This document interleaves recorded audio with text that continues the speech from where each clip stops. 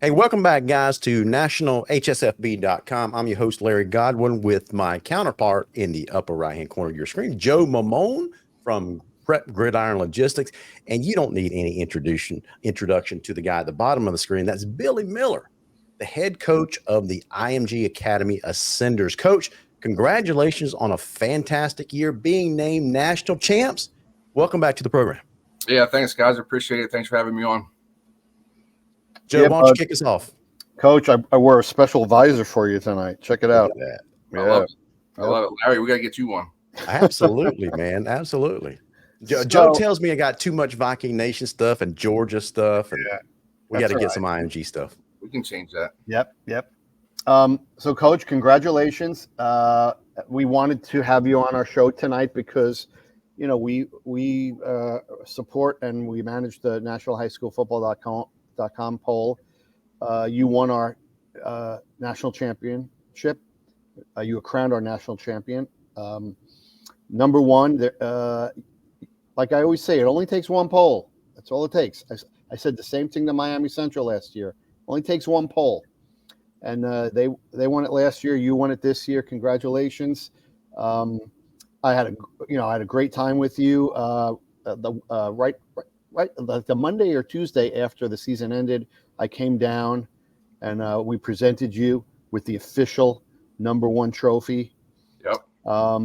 Larry, there are 9 national pollsters in America. Yeah. And to the best of my knowledge, nobody gives out like a trophy like us. Nobody. They may send a banner that you can hang in your gym or something like that, but nobody gives something that you could put in a trophy case forever. And I told Coach and his colleagues when I was down there, I hope to come down here in 20, 25 years and see it there and dust it off, and hopefully there'll be like 3 or 4 more of them next to it. So, but we appreciate Coach being on. We followed you all season, obviously. We feel our poll is the best, obviously, and that's why we crowned you #1.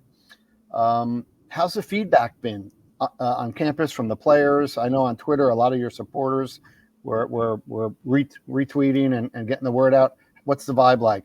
Yeah, it's been great. Our whole football program has done a great job. Even our varsity and PG staff, they all won state championships or national championships. So the vibe at IMG is very high.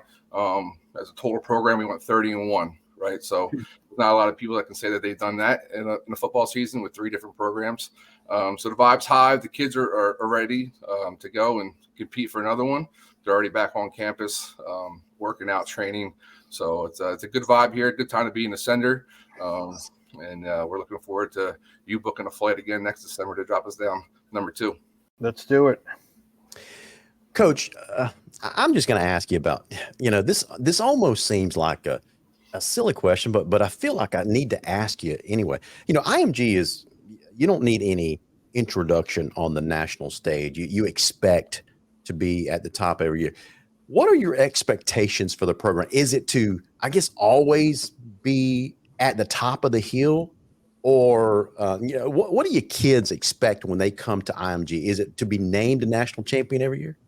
The biggest thing what our kids expect to be is developed, right? Our number one coach has developed these student athletes, right, on the field and off the field. When they come to us, they're kids. We want them to leave us as young adults, young men, right? So we always tell the families, like, hey, we're just a really cool uncle. We're going to step in for a little bit. We're a really cool uncle. There's a lot about football, but we're going to hold your son to a really high standard and help hold him accountable, right? So that's the number one thing, is to develop the kids so they can succeed.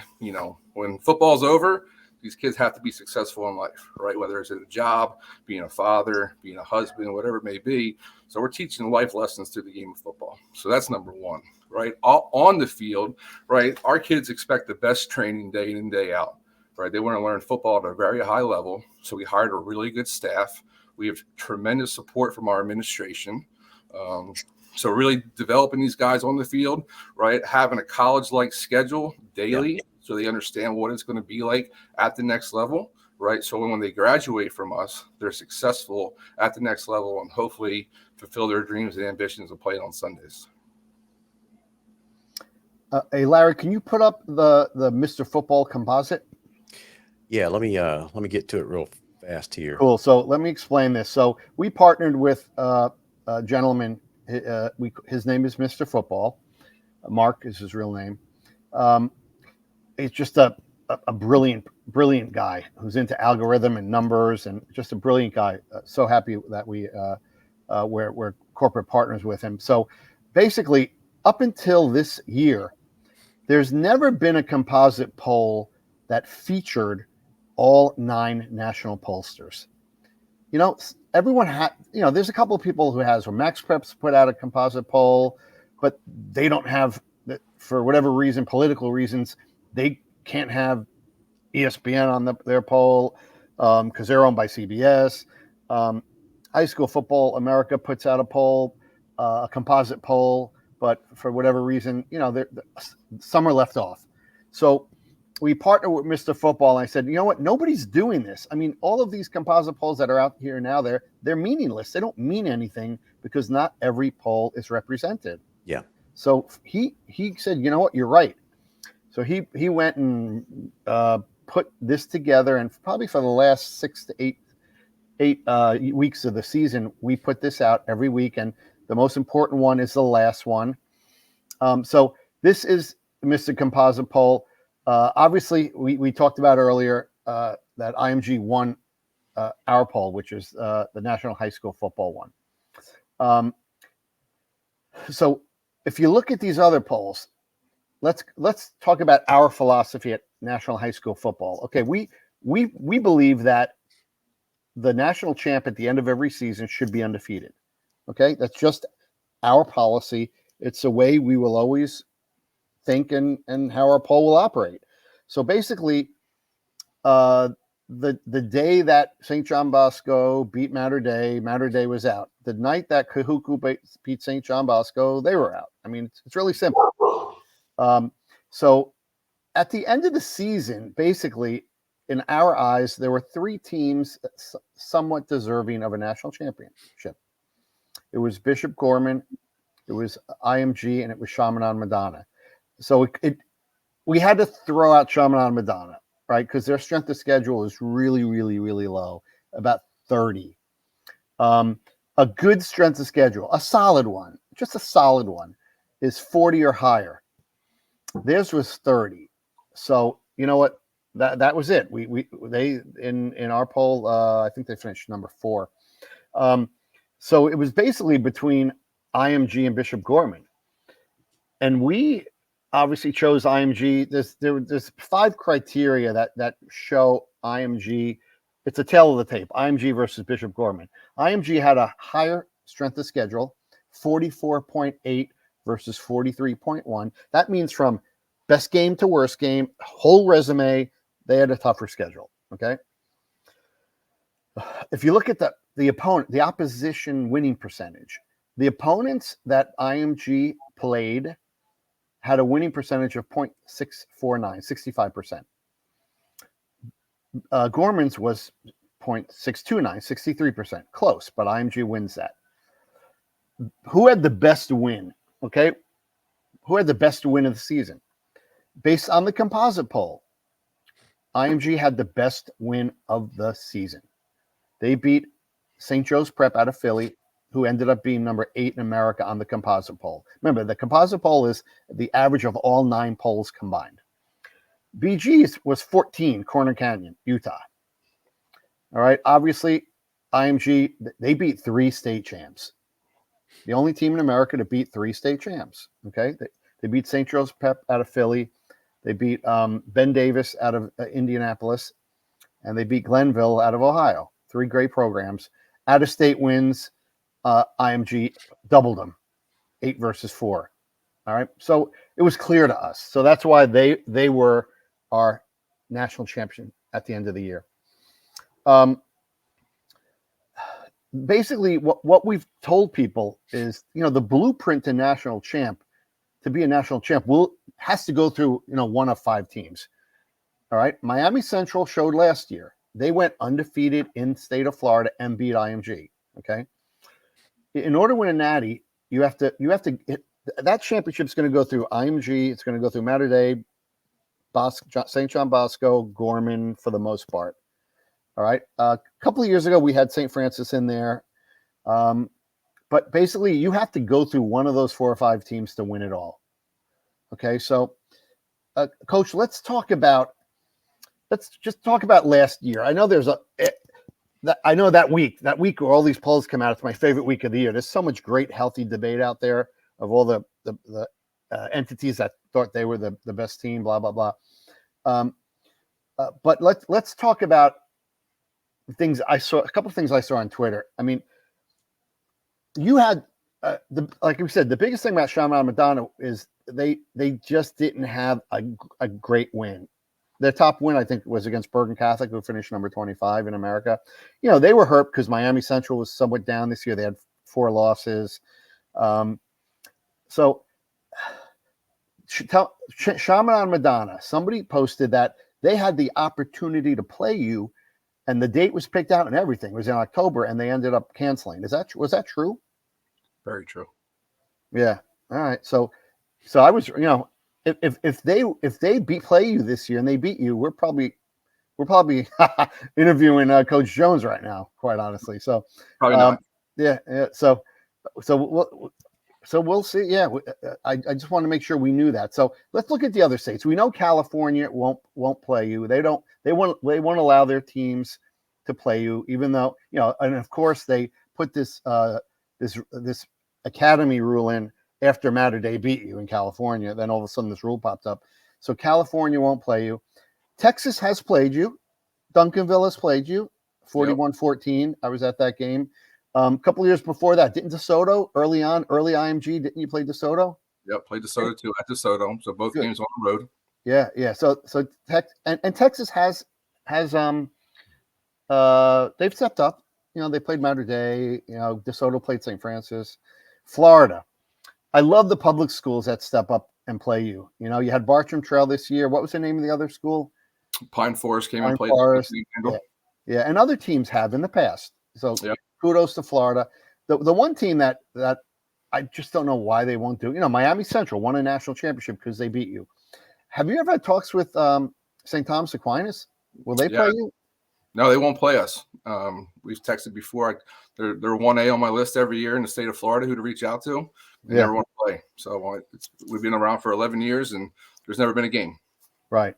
Okay, so St. Thomas Aquinas won't play you. Chaminade could have last season, but they decided not to at the last minute. So, yeah, I mean, Larry, this is why they have a hard time, you know, filling a schedule. I mean, they're one of our top accounts. When I say top accounts, the amount of hours we put in trying to find them opponents is massive compared to others. Georgia has played IMG, right? Grayson back in the day. Yep, Grayson week 1 on ESPN. Great game. Yeah. Not allowed back. Yeah, and Ohio, Glenville, LaSalle. Another game that made me somewhat famous, but we won't talk about that. So Ohio has stepped up. So any other states out there? Can you give us a look into, you know, who Alabama has stepped up? Alabama they like to play IMG. So tell us more about Alabama. Yeah, we had a great relationship with Hoover back in the day when Coach Niblett was there. Went there and played 2 great games back-to-back years in the Met. They played in this really cool baseball stadium. So it was great to play there. Obviously, Phoenix City. Central. Central Phoenix City. That place was rocking. Another ESPN game week 1. Coach Nick's had that place rocking. You know, so we played Auburn too, right? At Auburn. Yeah, a tough game. Yeah, my son coaches a freshman at Auburn University. Yeah, second semester freshman. So late October game, cold, rainy. You know, windy. It was a great game. So we've had a lot of success scheduling and playing against Auburn teams. They've been close games. There's a good relationship between us, and we're looking forward to more games there. So, Larry, go ahead. Yeah, Joe, you were talking when we had that graphic on the screen about out-of-state schools that IMG has played, things like that. Coach, you know, Joe, it looks like when we had the graphic also of the composite poll, it just seemed like there was a stark difference between what the computer rankings were saying versus the human opinion polls. I don't know if the computer stuff kind of punished IMG for having a less number of games, that kind of stuff. Mm-hmm. So that was, to me, that was very, very noticeable. But Coach, I want to ask you about your schedule last year. I mean, you had a pretty tough schedule, going 10-0, beating Lipscomb Academy, St. Joe's Preps, Bartram Trail, always pretty good team, Pine Forest. Ended the year with a win over St. Francis Academy. Out of all the good teams that you played this year, any particular games stick out? It's like, yeah, I'm really proud of that one. Really all of them, especially the first 3 on the road. Okay. We're a young team. We're a new team every year, right? So our guys report to training camp. There's a lot of times that the guys are meeting each other, right? While you're a public school is together all summer, building that brotherhood, right? That's a really good point. We get guys that show up, end of July, we're playing a game on August 18th, right? So some kids that we have on our team have never flown before, right? So they're flying to play a football game, staying in hotels, or going through meetings, or going through walkthroughs, trying to do everything a college guy does, right? We try to meet about it in training camp and trying to explain to them, hey, this is how you line up for a Southwest flight, okay? There's boarding B, number 31, this is where you stand, right? Yep. In a hotel, okay, here's the diagram, here's the meal room, here's the offensive meeting room, defensive meeting room. This is where we'll walk through. So we try to prep our guys for everything, but the first 3 games on the road, obviously traveling, big wins. I would say St. Joe's Prep, that was a dogfight. They're a really well-coached team. Mm-hmm. They do a great job. Every time we played them, we played them at Rutgers and we played them at Battle of the Beach in Ocean City. Every time we play those guys, it's a really, really good game. But I'm just really proud of the guys with how they travel, how they behave, how they carry themselves on and off the field. The biggest thing that I get is compliments or emails, like Tuesday after a trip for some random stranger, like, hey, I saw your boys in the airport. They did a great job. They held the door for this lady, or they were playing with my son while we were waiting for the plane to arrive, or whatever it may be. But we got really good kids. They do a really good job, and it's a credit to them. Coach, tell us about, if you can, I know it's still early, any really good games set up yet you could talk to us about at this point? If not, we could table that for next time you're on. But I just want to see if how's it going this year scheduling wise? It's going great. Yeah, 2024 scheduling is going great. We've got a lot of interest. I know the first 2 weeks have already been confirmed. Mm-hmm. So the weeks of 8/23 and the week after that. So we will be traveling both weeks. Week two, we'll be going back to a state we've been before. That's usually pretty cold in the wintertime. That's what I'll say. And then week 2, we're going to go back to Alabama and play a really good football team that's coached really well. So that's first great. Teams, top 25 teams in the country. We're really glad to play these teams. One's the first time we're playing them, week 1. It's a new opponent for us. And then week 2 is a familiar opponent that we played before. But again, both great coaches, great programs, and that's what we want to be associated with. Guys that, play the right way, coach your kids the right way, respect each other on and off the field, shake hands at the end of it, and then hopefully schedule one for the futures. Yeah, teams that play IMG, win or lose, well, obviously win, but even when you lose versus IMG, you're going up in the rankings because your strength of schedule is going to skyrocket. Let's talk. I forgot to ask you this earlier. Have you ever played Bishop Gorman? No, we tried several times. We would love to play them. We'd love to go out there and play them. They got a really nice facility from what I see online. Yeah. So whenever they want, he's got my number. Yeah, this, that the back in the day, Geico used to hold an event at the end of every season. They're not doing it anymore, unfortunately, where they pit the best teams available at the end of the year that can play in a postseason game. Yep. And this year would have been so perfect. It could have been IMG against Bishop Gorman. It really, normally these games, it's not close enough to where the teams available can win the Natty. But this year would have been perfect if it was able to come to fruition. So yours truly is trying right now. We're in talks with many states, including Florida, about having a preseason bowl game, if you will, to determine a national champ. So cool. We'll see. Maybe if things go well again next year, maybe we'll have you. We see what's going on in the world of college, how popular this Final Four was, and if we could kind of replicate that in high school, I think it's a win-win situation. So So our Prep Gridiron Logistics and some other partners are trying hard to get this done. So we'll keep you posted on that. Let's talk about I mentioned the college Final Four. Tell us about all the alums, IMG alums that made that Final Four. How many did you have? We had, I think we had 8 guys total in it. We had 3, 5 from Michigan and 3 from Alabama. Or sorry, the other way around. 3 from Michigan, 5 from Alabama. Wow. Yep. That's awesome. And so you must be tight with Coach Saban and Harbaugh, huh? Yeah, actually, Michigan came down and did their spring ball with us. They were at the facility for a while. They really took over our facility. They did spring ball, and then obviously our relationship with Coach Saban and the Alabama staff. Coach David Blue is the strength coach there. He used to be the strength coach here at IMG Academy. One of their GAs is Kobe Jones, used to be my DB coach last year. So obviously there's a tremendous amount of respect between the two programs and a big pipeline in Alabama. Coach, you just brought up Nick Saban and Jim Harbaugh. The big news today in the world of college football, apparently Nick Saban is retiring from University of Alabama. Let me ask you, a place like IMG, I'm sure that you've got a lot of prominent head coaches come in and out, especially recruiting your kids. I'm sure Nick Saban's been down there before. So tell us about your experiences with Nick Saban recruiting your kids. Is he different from other coaches? How does he stand out? Yeah, Coach Saban's been a tremendous guy to work with when he comes into the academy. Very polite and greets everybody that he sees, takes pictures if he has to with, teachers or administration, whoever it may be. But he's an old school guy. He's one of the only guys that comes in with a suit and tie every time. He's, very personable.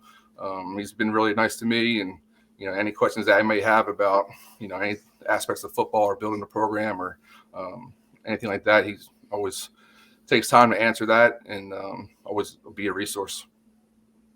Hey, Coach, how often are coaches like Saban and Harbaugh, will they tell a senior or junior that's committed to them, will they like promote IMG and say, you know what, I think to get better in the next year or two, you might want to consider IMG? Did those conversations happen, or is that purely between the families and yourself? Are the colleges ever involved in that, the college coaches, in that process? No, it's always between our staff and the student athlete. Mm-hmm. I wouldn't want any lines to be crossed with any school or, we have kids coming from all across the country, right? Mm-hmm. So we don't put pressure on our kids of where to go to school. So we would never want, we don't need a college coach to tell the kid to come here. So, if the kid wants to come here, he's going to come here for the right reasons, right? He's going to be developed on and off the field, prepare himself for the next level. Yeah, because remember the high-ranked quarterback from Arizona, Raiola. Remember, he committed to Georgia, transferred to Buford, had a great senior year at Buford, and now he's going to Nebraska. So it's weird how these things work out. But we're trying to eliminate distractions here, and that's not something that we're. That's right. Coach, you mentioned a couple times already about one of the selling features or really high-profile features of playing for IMG is getting developed for the next level. Because let's face it, the kids that are playing for you are already 4 stars, 5 stars. They probably got a lot of offers already. I don't want you to give away trade secrets. That's not what I'm asking. But what do you guys do to get these guys? How do you develop these guys? Do you poll college coaches? Like, what do you guys need these guys to be developed? You know what I'm asking you? What part of their games are they're being developed? Are you just simply getting them prepared for college ball? How do you go about doing that? Well, first of all, I got a great staff, right? They all have big time coaching experience. So when we go against practice every day or doing whatever drill, our coaches can see what the kid's deficient in, right? So then we always correct that. But for the daily schedule for the kid, like the college preparatory of how we're going to get him ready for the next level. They wake up between 6:30 and 8. That's the block. They have treatment, right, and breakfast. At 8 o'clock, we'll have a team meeting followed by a special teams meeting, O&D meetings. And then we'd leave and go to walkthrough at 9:15, walk through till 9:30, right? And then we got practice for about 9:30 to 11, right? We cover everything we have to do in those meeting times, right? Our practice pace is fast. It's organized. Every minute, every second's accounted for. Right, so we're not wasting time on the field. When they're done at 11 o'clock, right, it's their time to go and get recovery. Every day is an ice bath day, so they go and take care of their bodies. They got lunch, They got some free time. Okay, and then they got ready for school. So they got school in the afternoon. It's a block schedule, just like college. There's advisory periods. There's tutor periods. There's office hours to go meet. Right. Then you got dinner. We got a brand new dining hall that's opened up this winter. So, and then after dinner, there's always more time for academic study hall. Right. So after the kids leave us at 11 o'clock, we don't see them till the next morning when it's time for breakfast, treatment, and meetings. So, but that's why they come, right? The development, the schedule, the routine, and time management, right? How to do laundry for the first time, right? Because there's a lot of 16-year-old kids that probably aren't doing laundry at home. Good right? point. They got to come and do laundry. They got to come and study on their own, right? So it really teaches them that time management skills that's going to help them be successful. Well, Joe, let me ask a follow-up question on that. Coach, you've had some really, really good players to come through your program. Any of them just step on the field after working with your coaches and you guys get together, the coaching staff, and say, that guy's got it. I don't know how to define it, but he's got it. Yeah, we have a lot of guys like that, right? We got 18 guys drafted in the last 5 years. Ooh, that's a good point. Yeah. A bunch of guys that haven't been drafted are free agents that are playing in the league still, right? So it comes in all different shapes and sizes, right? You got guys that have came here like KJ Osborne, 1 2-star guy, right? Gets developed, goes to Buffalo, grad transfers, goes to Miami. Now he's the 2nd, 3rd receiver for Minnesota Vikings, right? There's a guy like Nolan Smith who comes in here as a highly recruited guy, right? Has the mentality of a dog, right? Absolutely destroys people, right? Goes to Georgia, 1st-round draft pick for the Eagles, right? So there's a wide range. I've been here for 10 years. I can tell you guys from team 1, right, to team 10 or team 11. So it's been very unique, and we got guys that just love ball. And everyone always talks about the 5 stars that go to these great programs at top of the college heap, but your other teams too. I mean, I'm sure there's success stories too of kids from the blue team, white team, whatever, and them going on to great careers, whatever the college level may be, 1, 2, 3, whatever. Tell us about those kids too. The thing about it, guys, is development on and off the field, right? We have guys that are businessmen, right? That are fathers, right? That are succeeding off the field. So it's not just football, right? Obviously, we're here because of football. You guys are talking to me because I'm a football coach, right? But I'm also here to mentor these kids so that when they leave one day, they're successful on whatever path they choose, right? I can tell you numerous text messages of guys that are getting married. I got a text on Monday of 6 of our guys at the AFC convention that were players for us that are now coaching in college. Like, that's what makes me happy. Like, they're taking the path that we all chose, right? As football coaches and mentors, right? So that's what we love to see. How about your 2024 team? Any names? Any names? I know we know the seniors that are leaving, but give us a preview of what's coming down the pike in 2024 with these rising seniors and juniors. Yeah, we got a ton of them, right? We got a lot of great leadership. A lot of the captains are coming back, starting with Gavin Nix, Nate Owusu, Zach Fort, Donovan Olubude, guys that really care about their success on and off the field. Obviously, in the classroom's huge for them. But our culture's huge, right? We say protect the brotherhood, right? Our guys know that there's a lot of people that have came before them, that have sat in the lockers that are behind me, have wore the jersey numbers of guys that are playing in the NFL. So the standard is high, right? We just need to make sure that we uphold that standard every day. We come in and work as hard as we can because, trust me, when we're playing on ESPN or on the Flow Network, right, we're getting text messages of guys or FaceTime messages to the kids. Our alumni has done a great job of being able to Zoom call in some of our team meetings and talk to the kids and give them motivational speeches like Evan Neal, Cesar Ruiz, Thomas Fletcher, just guys that have been through the journey before here at the academy, right? Guys that have played high-level ball on Saturdays and guys that are playing on Sundays, right? So tremendous shout out to those guys. But the brotherhood here is strong. 2024 is going to be a great season. It already kicked off for our guys in the weight room. So we're excited for spring ball to pop up here in end of April. Yep. Coach, we see how prominent at the college level now that NIL has become. You were talking about developing kids. Have y'all instituted that as part of your curriculum now to coach these kids on how to look at NIL deals? How's that affected your program? So it hasn't affected us as much because we're not. It's not legal in the state of Florida yet. Okay. But we do bring in we've brought in the NCAA, and we have brought in advisors that have talked to our kids and spoken about the risk of NIL. So when they do get to the next level, how they can protect themselves and their families. Wow. So education, right? We gotta educate them on everything. Just like we educate them on how to stand for a Southwest line to get on a plane. Mm-hmm. We gotta educate them for the future too with NIL, so they're protected. Yeah, that's what I was asking, and it's really good to hear that you guys are already starting to talk to them about protecting themselves. Yeah, I mean, we're trying to protect. I mean, obviously they're kids, right? So there's a lot of people out there that want to take advantage of kids, and That's right. social media aspect, and what can they get out of the kid, and the kid gets nothing in return. But we just got to make sure that our kids are safe, and we keep our circle tight. We don't let a lot of outsiders in. We like to keep our circle tight, just so they can't poach our kids or try to put anyone in a situation where they're uncomfortable. Gotcha. Coach, explain to us your relationship with the Florida State Association. A lot of teams and people think that you guys are independent, but you're not. You're a member in good standing with the Florida High School Association. Tell us that dynamic. Yeah, we're a member of the Florida High School Sports Athletic Association. We're in great standard. We abide by all their rules. That's why we can play teams like Pine Forest and Bartram Trail, right? So we can play any team in Florida that wants to play us.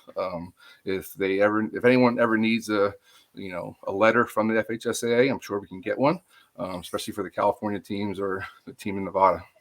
Yep. Yeah, I mean, a lot of people. I posted this once, and when we were talking about IMG on our site, and people didn't realize this. You guys are eligible for the Florida playoffs. You choose not to play in them because you have 3 different teams, and Yep. and it wouldn't be fair for one or two to be in and one out. Right? Is that correct? Is that the rationale? Yeah, we're a true program, right? So we're always looking out for each other.